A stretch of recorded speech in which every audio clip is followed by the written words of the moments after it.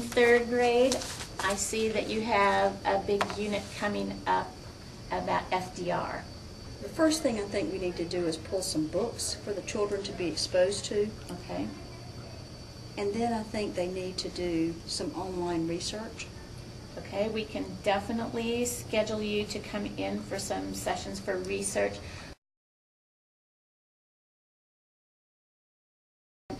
I just want to know what different areas you want to cover about him, and also what our final product would be. Do you want a technology aspect to this? Do you want to what projects have you done so far this year that we could build on? Basically, the projects we've done have not involved technology.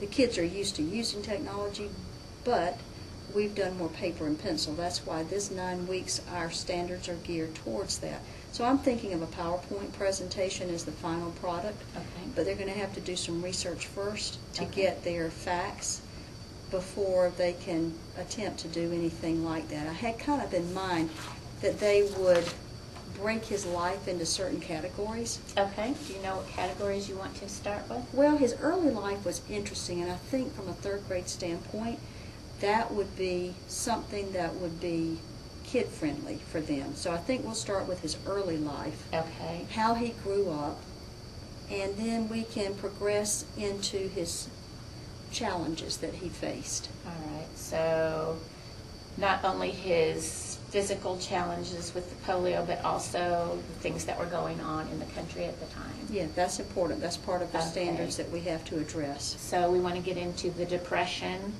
and World War II. What else? The New Deal. New Deal. Now, so are you talking about doing just 4 slides in a PowerPoint of that? Some of that is a lot of information. I guess to differentiate, we could let some of the kids who are adept at doing the PowerPoint already, they could go on and add more pictures and more details. And They some of could. the ones that are having a little trouble, we could just have them do the basics. I think that would be good because they've all got to cover all of these areas of his life. That's what we Right. have to address.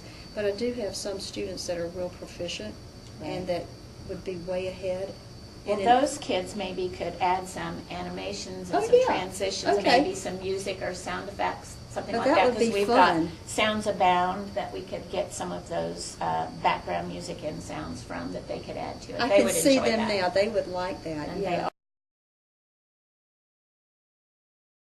What about the assessment for this? Well, I think we need to come up with some sort of rubric that we have ahead of time. Children are used to using rubrics this year with us. Okay, good. And we have used those for our previous projects in both the first and the second quarters. We need to work out which standards we're going to be covering here. Let's start with the social studies Okay. standards.